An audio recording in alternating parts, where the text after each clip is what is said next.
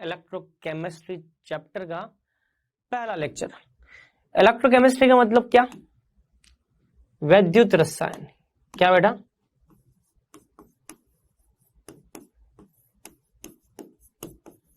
वैद्युत रसायन। आपकी जो ट्वेल्थ की बुक है, उस बुक का तीसरा चैप्टर, पहली बुक का तीसरा चैप्टर, ठीक है। तो वो हम यहाँ पे स्टार्ट करने वाले हैं। तो आज हम इसमें देखने वाले हैं सबसे पहले क्या? Galvanic cell. क्या देखने वाले? Galvanic cell. लेकिन रुक जाओ, उससे पहले हम बात करेंगे पिछले चैप्टर में जो टॉपिक्स रह गए हैं, जो छोटे छोटे टॉपिक जो पिछले चैप्टर के रह गए हैं, उनके बारे में बात करेंगे। छोटे छोटे टॉपिक कौन से रह गए हैं? एक तो आपका पिछले चैप्टर का व्युत्क्रम परासरण रह गया है, उसको मैं बताऊंगा, और साथ ही साथ उस पर न्यूमेरिकल भी करवाऊंगा। उसके अलावा व्युत्क्रम परासरण के बाद एक टॉपिक और आता है वांट ऑफ फैक्टर। वो वांट ऑफ फैक्टर भी करेंगे। जब ये हो जाएगा उसके बाद हम स्टार्ट करेंगे गैल्वेनिक सेल को। क्लियर? चल, तो कुछ क्वेश्चंस भी हैं, इन पे हम बाद में आएंगे, लेकिन जो टॉपिक हमारे रह गए हैं उनको हम कवर करेंगे। तो यार हमारा जो टॉपिक चल रहा था वो था बच्चों परासरण। क्या चल रहा था?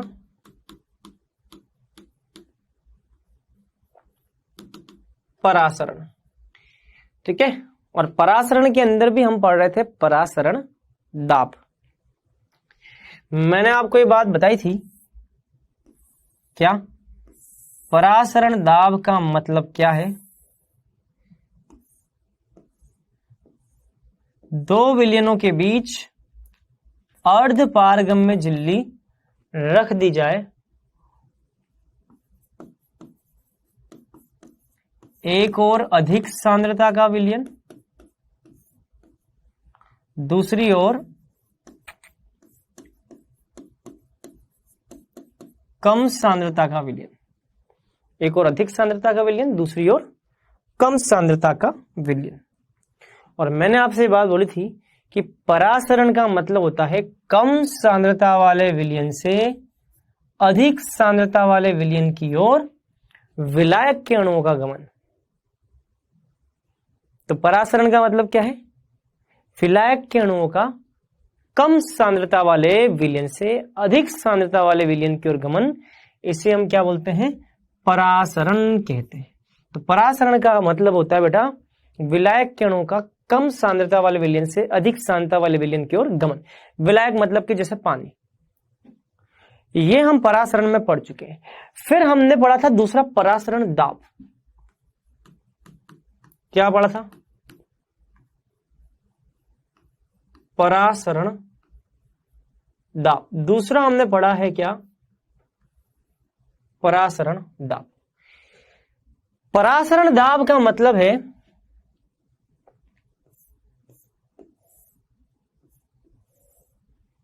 परासरण दाब का मतलब है कि भैया एक ऐसा बल, एक ऐसा दाब जो कि विलायक के अणुओं की गति को क्या कर सके? रोक सके। विलायक के अणुओं के प्रवाह को यहां पे रोक सके।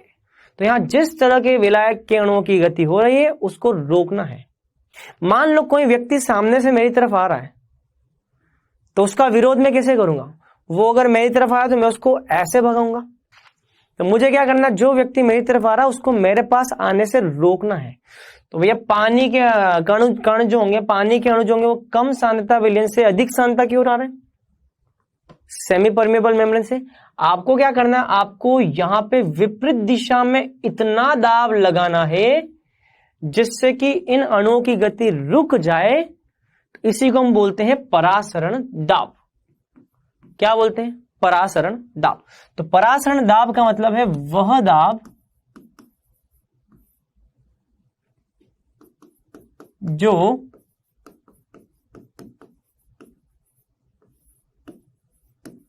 विलायक के अणुओं की गति को या प्रवाह को, वह दाब जो विलायक के अणु की गति को, प्रवाह को रोक सके परासरण दाब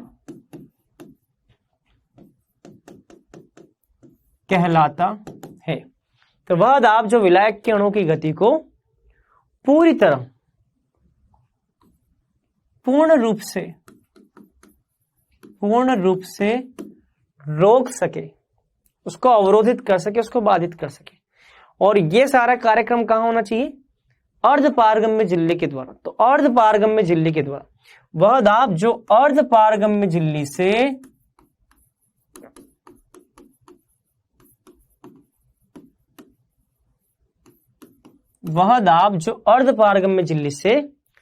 विलायक के अणुओं की गति को, प्रवाह को पूर्ण रूप से क्या कर सके? रोक सके, परासरण दाब कहलाता है। मैंने आपको ये बात भी बताई थी कि ये परासरण दाब जो होता है उसका फॉर्मूला होता है CRT। C का मतलब विलयन की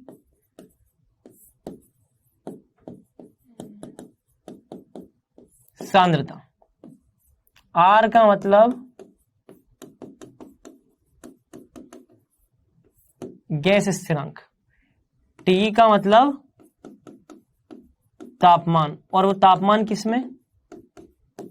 केल्विन में। किसमें भैया? तापमान होगा आपका केल्विन में। तो इन केल्विन, तापमान हो जाएगा इन केल्विन। ये होता है बेटा परासरण दाब। अच्छा, फिर मैंने आपको एक चीज और बताई थी, समपरासरी विलयन। समपरासरी विलयन यही बताया था। समपरासरी विलयन का मतलब ऐसे विलयन जिनके परासरण दाब क्या होते हैं? समान। मान लीजिए दो विलयन क्या है? समपरासरी, मतलब कि दोनों के परासरण दाब क्या होंगे बेटा? समान। समपरासरी विलयन वो होते हैं जिनके परासरण दाब क्या होते हैं? समान। समपरासरी विलयन वो होते हैं जिनके परासरण दाब क्या होते हैं बेटा? समान। समपरासरी विलयन वे विलयन है जिनके परासरण दाब क्या होते हैं? समान। तो इसकी जगह मैं क्या लिखता हूं? C1R_T1। इसकी जगह मैं क्या लिखता हूं? C2R_T2। ये लिख सकता हूं। R से R कट जाएगा। और मान लो ये पूरी प्रक्रिया यदि समान ताप पे होती, मान लो इस पूरी प्रक्रिया में ताप समान हो, T1 T2 बराबर हो। यदि इस पूरी प्रक्रिया में T1 T2 बराबर हो तो T1 जो होगा वो T2 से कैंसिल हो जाएगा, C1 बराबर क्या आ जाएगा? C2 आ जाएगा। मतलब कि समान ताप पर समपरासरी विलयन के लिए दोनों की सांद्रताएं समान होती है। तो किन्हीं भी दो विलयन, ऐसे विलयन जो कि समपरासरी हैं, उनके समान ताप पर सांद्रताएं क्या होती हैं? समान। तो समपरासरी विलयनों की सांद्रताएं समान ताप पर क्या होती है बेटा? समान होती है। तो ये यहां पर निष्कर्ष है। और इसी आधार पर हमको एक क्वेश्चन भी करना है, और वो क्वेश्चन है ये AIPMT 2006 में आया वो क्वेश्चन। AIPMT 2006 में समपरासरी विलयन कॉन्सेप्ट पे क्वेश्चन आ चुका है। आप देख सकते हैं समपरासरी मतलब कि कॉन्सेप्ट हमको यहां पे लगाना होगा क्या? π1 बराबर π2, ये लगाना होगा। तो आप यहां देख सकते हैं कि यूरिया जिसका आणविक द्रव्यमान इतना है कि सांद्रता 10 ग्राम प्रति लीटर है, यह अवाष्पशील विलेय वाले विलयन, अवाष्पशील विलेय वाले ठोस विलयन 5% विलयन के साथ समपरासरी। मतलब कि भाई यूरिया का जो विलयन है, ये यूरिया का विलयन किसके समपरासरी है? अवाष्पशील विलेय वाले विलयन के समपरासरी है। अवाष्पशील विलेय वाले विलयन के क्या है? समपरासरी। अवाष्पशील विलेय वाले विलयन के क्या है? समपरासरी। अगर दोनों समपरासरी हैं तो हम यहां पे लिख सकते हैं कि भैया दोनों के लिए सांद्रता, यूरिया की सांद्रता किसके बराबर होगी? अवाष्पशील विलेय युक्त विलयन की सांद्रता की क्या होगी? बराबर होगी। दोनों की सांद्रता क्या होंगी? बराबर। अच्छा, सांद्रता किसमें बचा? ध्यान रखना सांद्रता यहां पे किसमें होती है? मोलरता में। सांद्रता यहां पे होती है मोलरता में। मोलरता का फॉर्मूला क्या है? W/mW into volume. अच्छा वॉल्यूम किस में आएगा? मिलीलीटर में। तो यहां पे क्या आएगा? 1000। ये पूरा फॉर्मूला किसके लिए है? सांद्रता का, यूरिया के लिए। तो यहां पे आ जाएगा यूरिया। इस तरह से बात करें इसकी तो यहां पे भी W/mW इंटू 1000/वॉल्यूम इन मिलीलीटर। यह फॉर्मूला किसके लिए? अवाष्पशील विलेय से युक्त विलयन के लिए। चलो यूरिया के लिए ग्राम में मात्रा, अणुभार, ये सब हमको रखने हैं। हमको ज्ञात क्या रखना है? अवाष्पशील विलेय का आणविक द्रव्यमान। हमें MW ज्ञात करना है। हमें MW ज्ञात करना, अवाष्पशील विलेय का MW ज्ञात करना, अणुभार ज्ञात करना। चलो कैसे ज्ञात करेंगे? हमें यह ज्ञात करना अवाष्पशील विलेय का MW, ये हमें ज्ञात करना है। क्या करना है? ज्ञात करना। चलो W यूरिया का W कितना है? 10 ग्राम और आयतन कितना है? 1 डेसीमीटर क्यूब। तो यूरिया का मात्रा कितना है? 10 ग्राम और आयतन कितना है? वॉल्यूम इन मिलीलीटर। मिलीलीटर में आयतन कितना है? देखो, क्योंकि हमें ये बात पता है कि 1 डेसीमीटर क्यूब बराबर क्या होता है? 1 लीटर। 1 डेसीमीटर क्यूब बराबर क्या होता है? 1 लीटर। और 1 लीटर बराबर होता है 1000 ml। तो यहां पे हो जाएगा 1000 ml। MW यूरिया का MW कितना है? यूरिया का MW है 60। यहां पे आ जाएगा 60। ये आ जाएगा यूरिया का। बराबर W अवाष्पशील विलेय के W कितने? 5%। चलो अवाष्पशील विलेय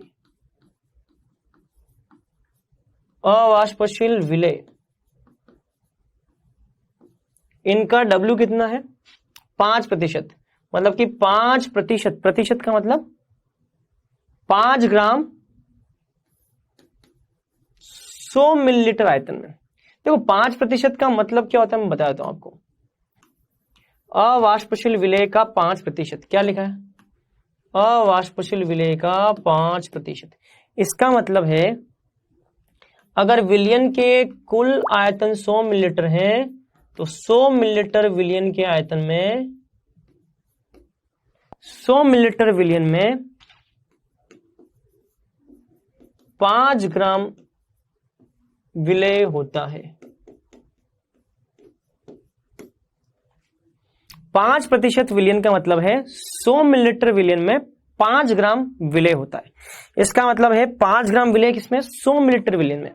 5% 5% का मतलब है कि 100 मिलीलीटर अगर आयतन है विलयन का तो उसमें 5 ग्राम मात्रा है किसकी?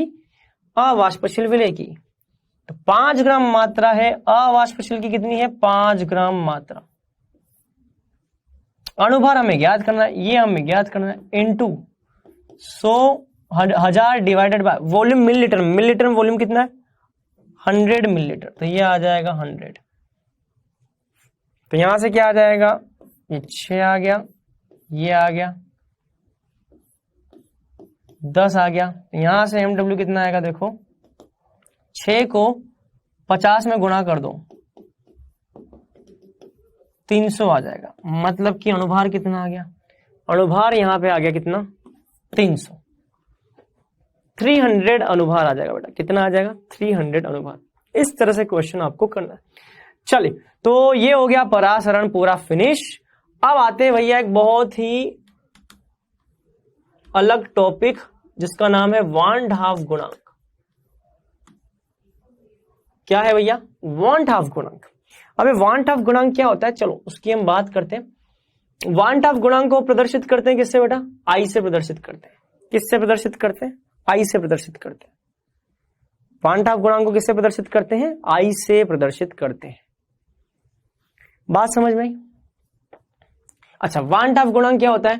तो वान डे हाफ गुणांक आई जो होता है इसका मतलब है प्रेक्षित मोल की संख्या डिवाइडेड बाय सैद्धांतिक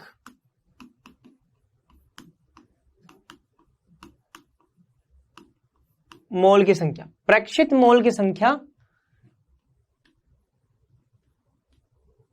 प्रेक्षित मोल की संख्या डिवाइडेड बाय सैद्धांतिक मोल की संख्या। प्रेक्षित मोल का मतलब है जल या विलायक में डालने पर मोल डिवाइडेड बाय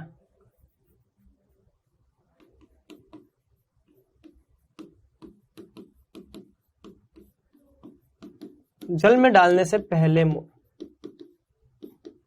जल या विलायक में विलेय डालने पर मोल, दूसरा है जल में विलेय डालने से पहले मोल। ठीक है, यह है इसका मतलब। जैसे मान लो उदाहरण लेते हैं हम NaCl। ठीक है, NaCl। अब NaCl को अगर मैं पानी में डालूंगा तो NaCl क्या देगा, Na+ और Cl-। क्या देगा, Na+ और Cl-। प्रारंभ में NaCl के कितने मोल है, 1 मोल। प्रारंभ में NaCl के 1 मोल है, 0 है, ये 0 है। प्रारंभ में NaCl के 1 मोल है और ये कितना होगा, 0 0। कुछ देर बाद ये पूरा का पूरा 1 मोल किस में टूट जाएगा, आयनों में। पूरा का पूरा ये 1 मोल जो ये 0 हो जाएगा, यहां से क्या मिल जाएगा, 1 मोल Na+ और 1 मोल Cl-। पूरा का पूरा NaCl जो वो आयनों में टूट जाएगा। 1 मोल है, पानी में डालने के बाद में ये पूरा का पूरा आयनों में टूट जाएगा। 1 मोल से 1 मोल Na+ मिलेगा और 1 मोल Cl- मिलेगा। मतलब कि हम यहाँ पे अगर I का मान निकालना चाहे तो देखो क्या लिखा है, जल या विलायक में डालने पर मोल कितने। पानी में डालने पर कितने मोल हो गए, 1 + 1 कितने हो गए, 2। पानी में डालने पर 2 मोल हो गए। और पानी में डालने से पहले मोल कितने थे, पानी में डालने से पहले कितने थे, शुरुआत में 1 मोल। 1 मोल नमक को पानी में डालोगे तो 2 मोल हो जाएंगे। शुरुआत में कितने थे, 1। तो I का मान कितना आ गया, 2। इस तरह से हम I का मान कैलकुलेट करते हैं। ध्यान रखना, किसी भी प्रबल विद्युत अपघट्य के लिए अगर कोई विद्युत अपघट्य प्रबल हो तो प्रबल विद्युत अपघट्य हेतु, ध्यान रखना, प्रबल विद्युत अपघट्य हेतु I बराबर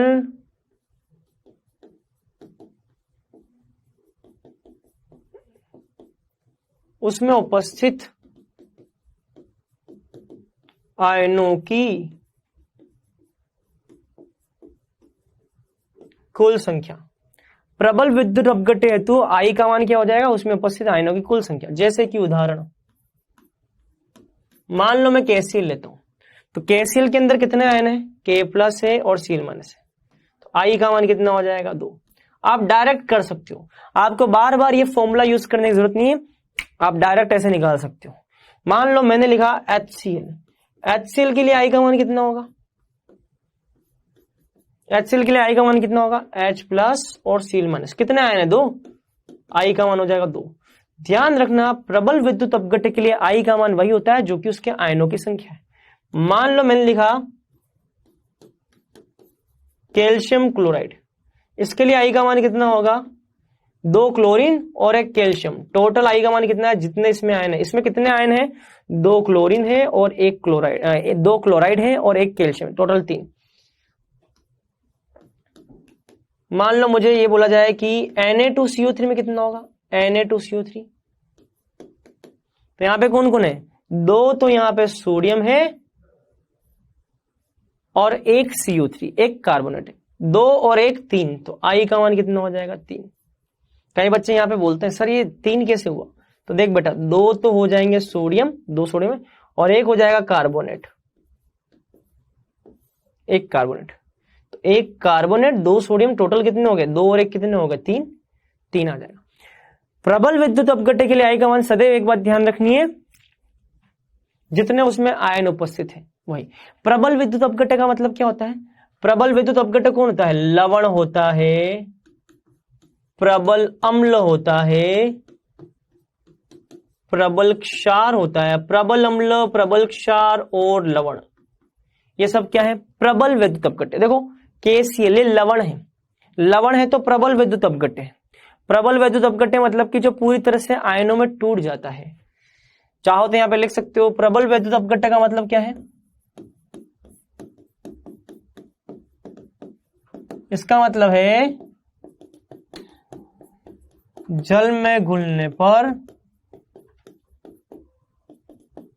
जो पूर्ण रूप से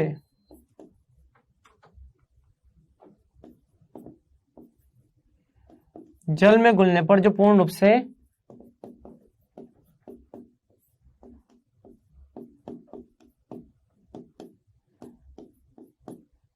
आयनों में टूट जाता है। ठीक है, प्रबल विद्युत अपघट्य जो पूरी तरह से आयनों में टूट जाता है भैया। और प्रबल विद्युत अपघट्य कौन होते हैं? लवण, प्रबल अम्ल और प्रबल क्षार। तो ये लवण है, HCl, HCl प्रबल अम्ल है बेटा। ये कौन? लवण है, ये लवण है। तो ये सारी बातें ये आपको ध्यान रखना है। ठीक है, इसको हम डिटेल में विद्युत अपघट्य को हम इलेक्ट्रोकेमिस्ट्री इस चैप्टर के अंदर हम पढ़ने वाले। ठीक है, तो वान हाफ गुणांक की भैया यहाँ पे चर्चा हो जाएगी। क्लियर? चलिए, तो यार ये एक छोटा सा टॉपिक था जो कि मुझे आपको बताना था। इस पे क्वेश्चन कैसा आता है वो देखो। प्रबल विद्युत अपघट्य बेरियम हाइड्रोक्साइड के तनु जलीय विलयन में वान हाफ गुणांक क्या है?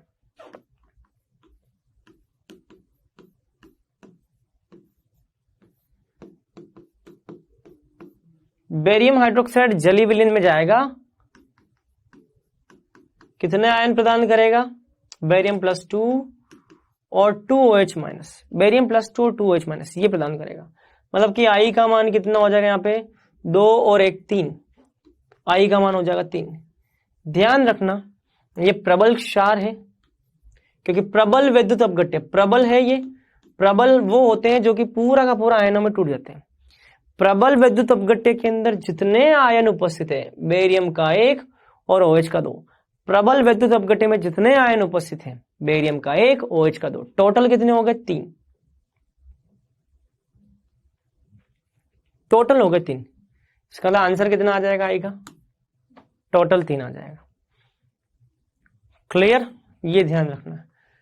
चले, तो ये सारी चर्चा थी यहाँ पे वान हाफ गुणांक की। अब हम आते हैं भैया नए टॉपिक पे। और नया टॉपिक क्या है? नया चैप्टर क्या है? इलेक्ट्रोकेमिस्ट्री।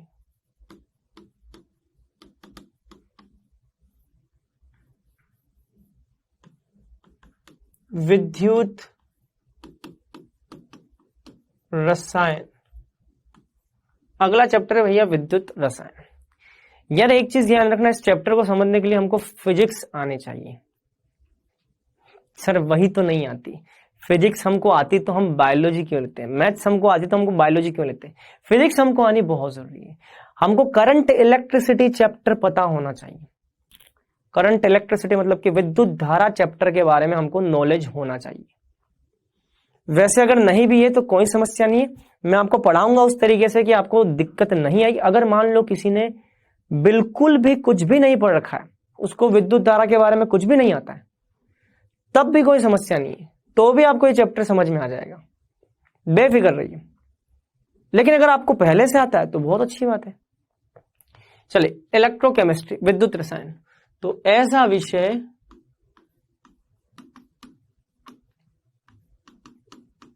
जिसमें विद्युत ऊर्जा तथा रासायनिक ऊर्जा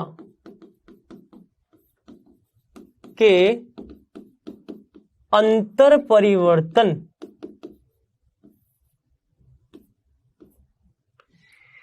ऐसा विषय जिसमें विद्युत ऊर्जा और रासायनिक ऊर्जा के अंतर परिवर्तन का अध्ययन, अंतर परिवर्तन का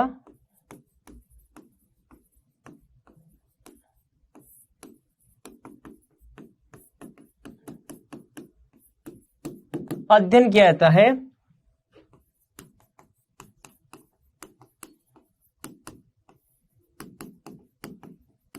उसे विद्युत रसायन कहते हैं, उसे विद्युत रसायन कहते हैं। तो ऐसा विषय जिसमें विद्युत ऊर्जा तथा रासायनिक ऊर्जा के अंतर परिवर्तन का अध्ययन किया जाता है उसे विद्युत रसायन कहते हैं। जैसे कि इसका उदाहरण, चलो सबसे बेस्ट एग्जांपल तो मेरे पास है घड़ी के अंदर क्या लगे हुए हैं? सेल लगे हुए, बटन सेल, छोटा सा बटन सेल लगेगा ना। जो बटन सेल घड़ी में लगा हुआ है वो बटन सेल क्या करेगा? घड़ी को चलाने का काम करेगा। मतलब कि बटन सेल के अंदर जितने भी केमिकल हैं, जितने भी रसायन हैं, वो रसायन से क्या प्राप्त हो रही है? विद्युत धारा प्राप्त हो रही है, घड़ी चलने का काम कर रही है। या हमारे दीवार की घड़ी, दीवार पे घड़ी लगती ना, दीवार की घड़ी के अंदर पेंसिल सेल लगता है, सेल आता है ना पेंसिल सेल। उस पेंसिल सेल को कभी खोल करके देखना, उसमें आपको कार्बन, अमोनियम क्लोराइड, ऐसे बहुत सारे अंदर तामझाम मिलेंगे आपको। वो जो रसायन है ना पेंसिल सेल के अंदर, वो जब आप घड़ी में लगाते हो तो वो रासायनिक ऊर्जा जो है, रसायन जो है उससे विद्युत धारा प्राप्त होती है। मतलब कि रासायनिक ऊर्जा और विद्युत ऊर्जा इन दोनों का अंतर परिवर्तन हो रहा है। एक और एग्जांपल लेते हैं। मान लो कार की बैटरी खराब हो गई। कार की बैटरी खराब हो गई तो क्या करते हो? चार्ज करवाने के लिए दुकान पर ले जाते हो। या कार छोड़ो यार, मोटरसाइकिल की बैटरी खराब हुई, स्कूटी की बैटरी खराब हो गई, बैटरी खराब हो गई तो शॉप पे जाते हो, चार्ज करने के लिए जाते हो, बाहर से इलेक्ट्रिसिटी देते हो, विद्युत धारा देते हो, बैटरी चार्ज हो जाती है। मतलब कि विद्युत धारा दी तो बैटरी के अंदर रसायनों का निर्माण होता है। विद्युत धारा से रसायन बने, विद्युत धारा वाली ऊर्जा रासायनिक ऊर्जा में बदल गई, विद्युत ऊर्जा का परिवर्तन रासायनिक ऊर्जा में हुआ। क्या है? इलेक्ट्रोकेमिस्ट्री। हमारे घरों के अंदर आपने देखा होगा वो बड़ी बड़ी बैटरी आती है जिसमें पानी भरा रहता है। ABN अमारोन की बैटरी आती है, बड़ी बड़ी ऐसी भारी भारी बैटरियां होती है जिनको आप बार बार यूज कर सकते हो, रीयूज कर सकते हो। सीसा संचयक सेल बोलते हो। पानी भरा हुआ होता है उसके अंदर, बहुत ज्यादा हैवी होती है बहुत। देखा होगा उन बैटरियों से आप घर के बहुत सारे क्रियाक्रम निपटा सकते हो, विद्युत ऊर्जा प्राप्त कर सकते हो। तो भैया जब भी विद्युत ऊर्जा, रासायनिक ऊर्जा, इन दोनों में अंतर परिवर्तन, अदला बदली का जहां पर भी स्टडी होगा ना, उसको हम बोलते हैं क्या? उसको हम बोलते हैं इलेक्ट्रोकेमिस्ट्री। अब ये इलेक्ट्रोकेमिस्ट्री जो है ना बेटा, ये 3 पार्ट में डिवाइडेड है। तो एग्जांपल ले सकते हो बैटरी में, है ना, बैटरी में रसायनों से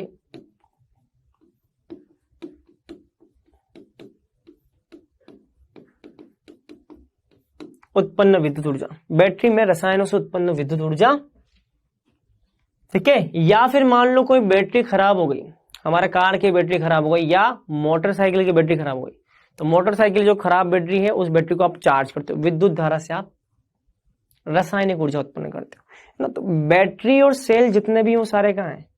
इलेक्ट्रोकेमिस्ट्री के अंदर होते हैं।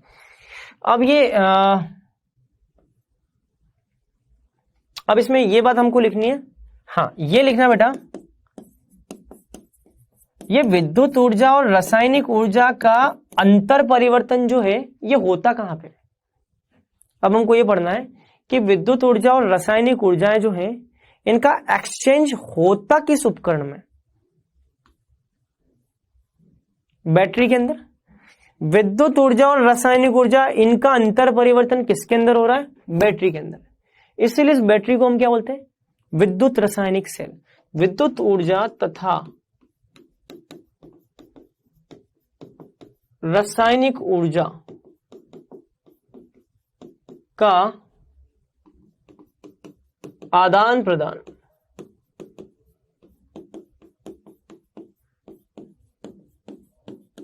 जिस उपकरण में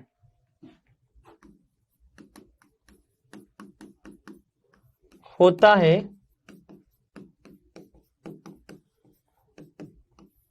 उसे विद्युत रासायनिक सेल कहते हैं।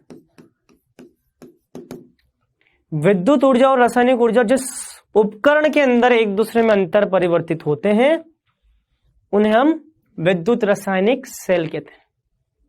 इलेक्ट्रोकेमिकल सेल जिस उपकरण में, जैसे मान लो बैटरी, बैटरी क्या है? बैटरी एक विद्युत रासायनिक सेल है, क्योंकि बैटरी के अंदर भैया रासायनिक ऊर्जा विद्युत ऊर्जा में बदल रही है या विद्युत ऊर्जा रासायनिक ऊर्जा में बदल रही है, तो इसको हम क्या बोलते हैं? इलेक्ट्रो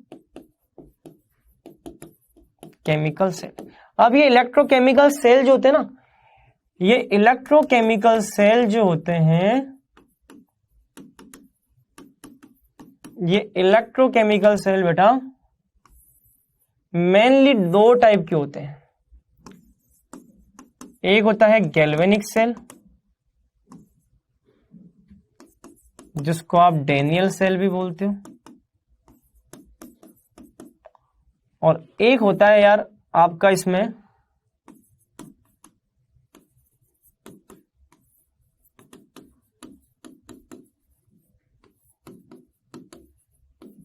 विद्युत अपघटनी सेल। एक है गैल्वेनिक सेल या डेनियल सेल, दूसरा है विद्युत अपघटनी सेल। तो दोनों को हमको एक एक करके पढ़ना है। तो हमको इस चैप्टर में दो तो सेल पढ़ने हैं। क्या पढ़ने हैं? दो तो सेल पढ़ने हैं। और इस चैप्टर के अंदर हमको एक तीसरा पार्ट और पढ़ना है, और वो है चालकता या चालकत्व। जैसे मान लो मैंने आपको बोला कि विद्युत अपघटनी सेल की चालकता कितनी है, प्रतिरोध कितना है, चालकत्व कितना है, तो उसको हम इस सेक्शन में पढ़ेंगे, चालकता या चालकत्व। मतलब कि इस चैप्टर के मेनली तीन पार्ट है। इस चैप्टर के मेनली कितने पार्ट है? तीन पार्ट है। पहला गैल्वेनिक सेल या डेनियल सेल, दूसरा विद्युत अपघटनी सेल, और तीसरा है चालकता या चालकत्व, जिसमें आप पढ़ोगे कलराउस का नियम, डे-बाई-हकल-अंसागर इक्वेशन, वो सारी बातें हम इसमें करने वाले हैं। तो हम सबसे पहले इसमें स्टार्ट करने वाले हैं गैल्वेनिक सेल के बारे में। किसके बारे में? गैल्वेनिक सेल के बारे में चर्चा। किसके बारे में चर्चा स्टार्ट करने वाले? Galvanic cell. एक बात ध्यान रखना, विद्युत ऊर्जा और रासायनिक ऊर्जा, ये दोनों जिस सेल के अंदर अंतर परिवर्तित होते हैं उसे हम क्या बोलते हैं? विद्युत रासायनिक सेल बोलते हैं। जिस भी सेल में विद्युत ऊर्जा और रासायनिक ऊर्जा दोनों का अंतर परिवर्तन होता है, जैसे बैटरी, बैटरी के अंदर क्या होता है? विद्युत ऊर्जा या तो रासायनिक ऊर्जा में बदलेगी या रासायनिक ऊर्जा विद्युत ऊर्जा में बदलेगी। तो ये कार्यक्रम जिस भी सेल के अंदर होता है उसको हम बोलते हैं विद्युत रासायनिक सेल। अब ये दो प्रकार के, एक तो गैल्वेनिक सेल या डेनियल सेल और दूसरा विद्युत अपघटनी सेल। गैल्वेनिक सेल या डेनियल सेल क्या करेगा? रासायनिक ऊर्जा को विद्युत ऊर्जा में बदलेगा। अगर रासायनिक ऊर्जा को विद्युत ऊर्जा में बदलना है तो ये कौन सा है? Daniell cell.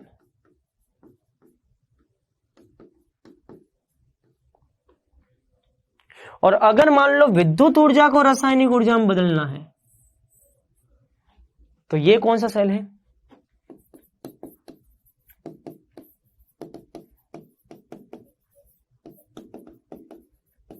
विद्युत अपघटनी सेल। कौन सा सेल है? विद्युत अपघटनी सेल। तो बस हमको सबसे पहले कौन सा पढ़ना है? Galvanic cell. मतलब कि हमको सबसे पहले वो सेल पढ़ना है जिसमें रासायनिक ऊर्जा विद्युत ऊर्जा में बदलती है। मतलब कि ऐसा विद्युत रासायनिक सेल जिसमें रासायनिक ऊर्जा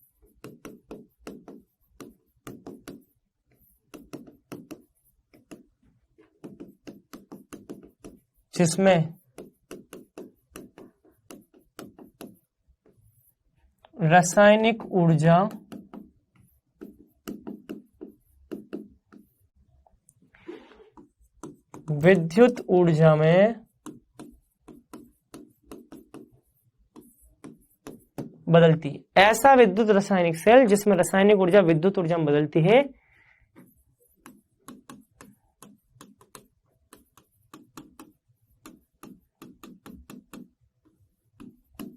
गैल्वेनिक सेल कहलाता है। ऐसा विद्युत रासायनिक सेल जिसमें रासायनिक ऊर्जा विद्युत ऊर्जा में बदलती है गैल्वेनिक सेल कहलाता है। बात समझ में? चलो, गैल्वेनिक सेल कि बनावट कैसी होती है। आ जाओ, ये कैसा दिखाई देता है, आ जाओ, बनावट या संरचना। चलिए गैल्वेनिक सेल की बनावट या संरचना देखेंगे, पक्का। चलो बनावट या संरचना हम अगले पेज पे देखते हैं। चलो यार, बनावट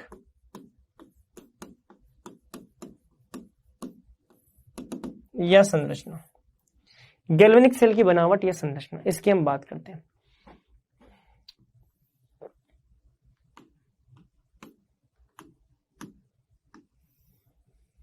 इसकी बनावट की बात करें तो इसमें दो बर्तन होते हैं, दो बाल्टियां बना दो, एक बाल्टी इधर बना दो, एक बाल्टी इधर बना दो, बाल्टी बना दो भाई, दो बाल्टी बना दो, एक बाल्टी इधर एक बाल्टी इधर। एक बर्तन के अंदर जिंक सल्फेट का विलयन होता है जिसमें जिंक की छड़ डूबी होती है। किसकी छड़ डूबी होती है? जिंक की छड़ डूबी होती है। और एक दूसरा बर्तन होता है जिसमें कॉपर सल्फेट का विलयन होता है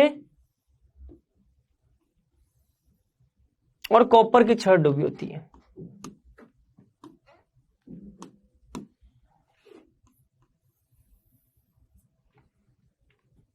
कॉपर सल्फेट का विलयन, कॉपर की छड़, जिसका विलयन लोगे जिस धातु का, उसी धातु की छड़ यहां पर हम लेते हैं।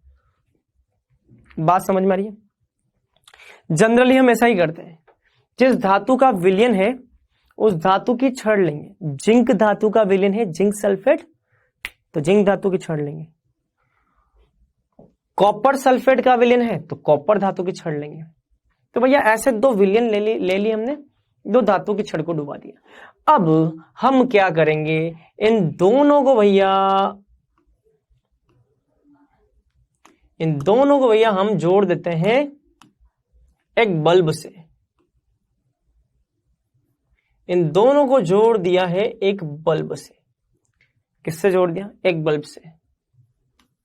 साथ ही साथ यहां पे अमीटर लगा देते हैं और वोल्ट मीटर तो होता ही होता है, जोड़ दिया इसको यहां पे। पक्का 100%। चलो, और इसके अलावा मैंने क्या किया, मैंने यहां पर लगा दी एक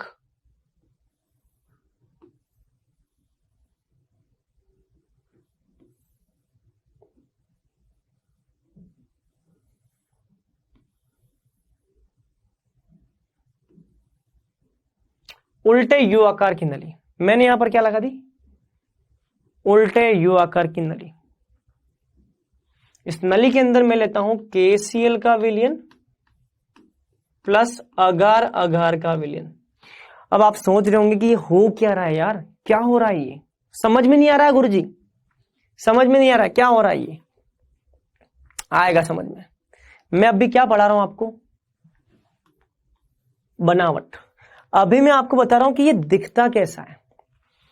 अभी मैं आपको दिखा रहा हूं कि भैया एक व्यक्ति है, उसकी दो आंखें हैं, उसका एक कान है, दो कान है, माफ करना, उसके दो कान है, एक नाक है, लिप्स है, आंखें हैं, बाल है, ऐसा हुलिया है, वैसा सब कुछ बता रहा हूं। तो पहले हम देख रहे हैं क्या? बनावट। हम पहले बनावट देख रहे हैं। जब बनावट पूरी हो जाएगी, मतलब कि कैसा दिखाई देता है, जब ये पूरा हो जाएगा उसके बाद में मैं बताऊंगा आपको कि भैया यहां पे KCl प्लस अगार अगार क्या करता है, क्या कार्य है इसका। तो हमेशा ध्यान रखना, पढ़ाई करने के दौरान एक बार में एक ही चीज पढ़ोगे। पहले हम पढ़ेंगे क्या? बनावट या संरचना, और बाद में हम पढ़ेंगे क्या? क्रियाविधि। बाद में पढ़ते हैं बेटा क्या? क्रियाविधि। क्रियाविधि का मतलब है कि भैया यहां पे किसका क्या कार्य है। ये KCl प्लस अगार अगार लिया है तो ये क्या करेगा, यहां पर ये बल्ब लिया है तो बल्ब क्या करेगा, अमीटर क्या करेगा, वोल्ट मीटर क्या करेगा, ये क्या करेगा, ये क्या करेगा। ये सब बातें बाद में आती, लेकिन उससे पहले हम देखेंगे दिखता कैसा। तो भैया ये ऐसा दिखाई देता है, देख लो, बनावट समझ में आ गई, ऐसा दिखाई देता है। अब आपके दिमाग में एक क्वेश्चन और आता है कि क्या सर गैल्वेनिक सेल केवल जिंक और कॉपर की छड़ से ही बनता है? नहीं, ऐसा कोई जरूरी नहीं। गैल्वेनिक सेल किन्हीं दो दूसरी छड़ों से भी बन सकता है। कोई जरूरी नहीं है कि गैल्वेनिक सेल जो है वो जिंक और कॉपर की छड़ से ही बने। ये